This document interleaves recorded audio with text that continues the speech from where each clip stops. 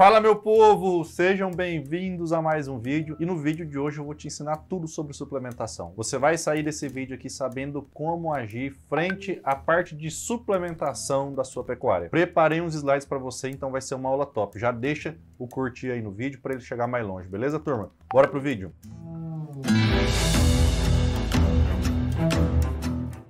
Se você quer um projeto de intensificação personalizado para os próximos 10 anos da sua propriedade, onde você vai ter o passo a passo, o caminho que a sua fazenda precisa percorrer para sair de onde ela está hoje e alcançar o potencial produtivo dela, ou seja, extrair o máximo que você pode extrair, clica no link que está aqui na descrição e que vai estar nos comentários fixados, preencha o formulário que nós vamos entrar em contato para desenhar um projeto para sua propriedade, beleza? Então bora lá para a nossa aula de suplementação. Turma, a primeira coisa que eu quero que vocês entendam sobre a parte de suplementação é isso aqui, ó. É essa sequência aqui, ó. A gente precisa entender a importância do que o animal vai comer. Imagina que a gente está construindo esse castelo, esse templo, esse prédio, o que quer que seja, essa casa aqui. Por onde que a gente começa a construir qualquer edifício? A gente começa construindo pelo telhado? Não, a gente não começa construindo pelo telhado. A gente começa construindo pela base, pela fundação. E quando a gente olha a parte de nutrição animal, ou seja, o que o animal está comendo, qual que é a fundação ali do que o animal está comendo, da nutrição animal? É a água. E por que que a gente fala que a água é a base de tudo? Porque o animal com sede não come tudo que precisa comer, nem de capim, nem de suplemento. Ah, João, mas na minha propriedade tem água, tem cacimba, tem não sei o que lá, tem um monte de rio espalhado lá, então na minha o problema não é água. É aí que você se engana. Não é só porque tem água e não é porque o animal está indo lá tomar aquela água que significa que ele toma a quantidade de água que ele precisa durante o dia. Às vezes a sua água tem uma qualidade inferior do que deveria ter e ele toma o suficiente para que ele consiga ficar vivo, ele toma o suficiente para que ele consiga ter um determinado desempenho, mas ele não toma tudo que ele realmente precisa. O corpo do animal é composto por aproximadamente 75% de água. Então imagina se um animal daquele tamanho não consegue tomar a quantidade de água corretamente durante o dia, você acha mesmo que ele vai ganhar mais peso? Então se o animal não tomou a quantidade de água que ele precisa, ele vai comer menos capim, ele vai comer menos suplemento e ele vai ganhar menos peso. Ah, João, mas lá na minha propriedade a água é corrente, a água é limpa, a água é boa, não tem problema com água. Por mais que a sua água seja corrente, tudo essas coisas que você falou aí, você pode ter problema com água sim. Por quê? O animal ele tem que entrar dentro da água para tomar aquela água. Alguns urinam, alguns defecam ali dentro. Quando ele entra, sobe terra, sobe areia, aquela água já fica mais turva. Pode ter resto de animal morto para cima do seu córrego ali, até às vezes nem dentro da sua propriedade, mas o seu vizinho e seus animais estão tomando aquela água ali. Então, não é porque a sua água é corrente, não é porque a sua água é, entre aspas, limpa, que você tem segurança de que a qualidade daquela água é realmente boa para o seu animal estar tomando. Além do fato de que, se você ainda está com aguada natural, córrego, cacimba ou o que quer que seja, provavelmente a sua água não está bem posicionada no pasto, ou seja, o animal tem que andar muito para ir tomar aquela água. Quando o animal tem que andar muito, ele evita a andar em todo o pasto. Então, ou seja, ele prefere ficar mais próximo da água ali e comer o capinzinho que tem ali. Então, ou você vai ter problema com falta de consumo de água, ou problema no pastejo depois porque sua água está mal posicionada. Então, a base é água. Animal para ganhar peso, animal para desempenhar, ele tem que estar bem, ele tem que estar com essa questão de água aqui suprida, beleza? Depois a gente vai para o capim, tá vendo aqui, ó? Depois que a gente faz a fundação, a gente já vai para o telhado, já vai para a cobertura? Não, a gente vai para as colunas, a gente vai para as paredes, né? E a nossa parede, a nossa coluna aqui significa o capim. Por que que a parede significa o capim aqui e não o suplemento? Muita gente acha que isso aí é invertido, acha que o suplemento vai corrigir todos os problemas, acha que o suplemento é o mais importante de tudo, mas na verdade não. O mais importante é o capim, que é o que o animal come em maior quantidade e é o que tem que ter muita qualidade caso você conduza ele da maneira correta. É o capim que tem que fornecer a maioria dos nutrientes que o animal precisa durante o dia. E depois a gente vem com o suplemento. O nome já diz, ele é um suplemento. Então ele tem que ser uma pequena parte de um todo, algo que vai suplementar um outro todo e não a parte principal. Qual é a vantagem disso? Quando você respeita essa sequência, essa hierarquia aqui, a sua dieta fica muito mais barata e com chance de desempenho maior. Primeiro, porque o capim é muito mais barato de produzir do que o suplemento. Segundo, que quando o capim está bem equilibrado, está com nutriente, está com proteína, está com energia, quando você maneja da maneira correta, esse capim vem com muita qualidade e aí o ganho de peso aumenta e você ainda consegue diminuir custos com suplementação, reduzindo o que você precisaria utilizar de suplemento. Então, essa é a primeira coisa que você precisa entender. suplemento não é a solução dos seus problemas. Se você erra na água, erra no capim e depois quer corrigir o seu erro no suplemento, achando que a suplementação é o milagre de tudo, achando que a suplementação é o que vai te dar o resultado, sinto muito. Você provavelmente vai ter uma operação pecuária fracassada. Busque respeitar essa hierarquia aí, e aí você com certeza vai conseguir ter mais sucesso. Outra coisa que muita gente erra é ficar perguntando e ficar falando o seguinte: João, se eu colocar os animais no capim tal, vai aumentar o ganho de peso? Turma, não é bem assim que funciona. Tem um punhado de coisas dentro disso aí, dentro do suplemento, dentro do capim, para a gente entender se realmente aquilo lá vai dar o desempenho que a gente está esperado ou não. A gente costuma falar mais ou menos o seguinte, ó, a suplementação tem que ser feita de trás para frente. O que eu quero dizer com isso? Entre aspas aqui, né? Me diga quanto quer ganhar que eu te digo que tem que comer. Ou seja, não adianta você ficar tentando acertar o olho da mosca aí na sua suplementação, qual é o melhor suplemento, qual é o melhor capim, qual é o melhor isso, qual é o melhor aquilo, qual é o melhor ingrediente. Isso não existe. Você tem que definir uma meta de ganho de peso e aí planejar o que o seu animal precisa comer em cima daquela meta. Por isso que diz aqui, ó, me diga quanto quer ganhar que eu te digo o que tem que comer. Isso aí tá diretamente relacionado. Quanto maior a nossa meta de ganho de peso, quanto mais peso a gente quer que o animal ganhe, mais a gente tem que oferecer nutrientes para ele. Então, isso sempre tem que ser feito de trás para frente. A gente começa com o objetivo e depois vem planejo que o animal precisa comer. Então, resumindo, quanto maior o ganho de peso desejado, maior a exigência de nutrientes do animal, como eu tinha acabado de falar para vocês. Só que para que ele ganhe o peso que está planejado, a gente tem que fazer com que a dieta supra a exigência, ou seja, o que o animal está comendo tem que suprir aquilo que ele está precisando, senão ele não vai conseguir ter o ganho que a gente está planejando. E dentro dessa explicação toda, a gente precisa entender que dieta é basicamente a somatória de tudo que o animal está comendo, ou seja, pasto mais suplemento. Então, resumindo, para que o animal ganhe a quantidade de peso que você quer que ele ganhe, a dieta tem que fornecer tudo o que ele precisa, ou seja, a dieta tem que fornecer equivalente ou mais à exigência daquele animal, sendo que a exigência é a somatória de todos os nutrientes que ele precisa comer para ganhar o peso que você está imaginando. E quando a gente entende que é a somatória disso tudo aqui que é a dieta, ou seja, que é tudo que o animal tem que comer, pasto mais suplemento, fica claro que a gente não pode usar qualquer tipo de suplemento sem saber o que o nosso capim está oferecendo. É isso aí, moçada. O capim tem diferentes níveis de proteína, diferentes níveis de energia. Isso não muda só de um cultivar para o outro, não muda só do mombaça para o braquiarão. Isso pode mudar na mesma planta. Um mombaça com 50 centímetros de altura vai ter uma concentração de proteína diferente do mombaça de 80.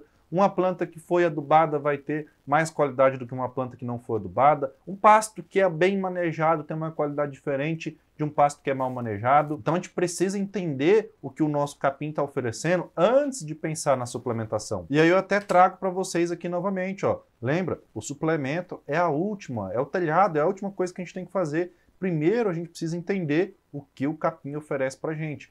Depois que eu entendi, beleza, o meu capim está me oferecendo isso e o meu animal precisa disso, qual que está a diferença entre eles aí? O que está faltando? Aí sim, o que estiver faltando você vai colocar como suplemento. Essa é a pegada de uma suplementação eficiente. E aí quando a gente fala de suplementação, a gente pode olhar mais ou menos essa escada aqui. Tem um nível muito mais profundo que isso, tá, turma? Mas isso aqui é um básico para a gente entender o conceito da coisa aqui. A gente começa na base ali com sal mineral. O que é um sal mineral? É um suplemento que ele vai fornecer somente os minerais ali para os animais, né? Cálcio, fósforo, magnésio, enxofre, enfim, a parte mineral ali. Depois a gente tem os proteinados. Quais são os proteinados? São suplementos que vão fornecer toda a parte mineral, mais um acréscimo de proteína. Geralmente, quando que é utilizado o proteinado? Quando o capim não está com uma qualidade muito grande, quando o capim está secando, na transição, né, de chuva para seca, ou até mesmo na seca, ou quando, mesmo na chuva, a exigência de proteína daquele animal não está sendo suprida. Então, o proteinado ele vem para suprir a parte mineral e dar um acréscimo de proteína. Depois a gente vai para o proteico energético, que tem a proteína, tem o mineral e também tem energia. Muita gente foca só na proteína, mas na chuva dificilmente vai faltar proteína. A gente tem que entrar, na maioria das vezes, com um acréscimo de energia e não de proteína, caso você tenha o seu pasto realmente bem manejado, bem conduzido, né?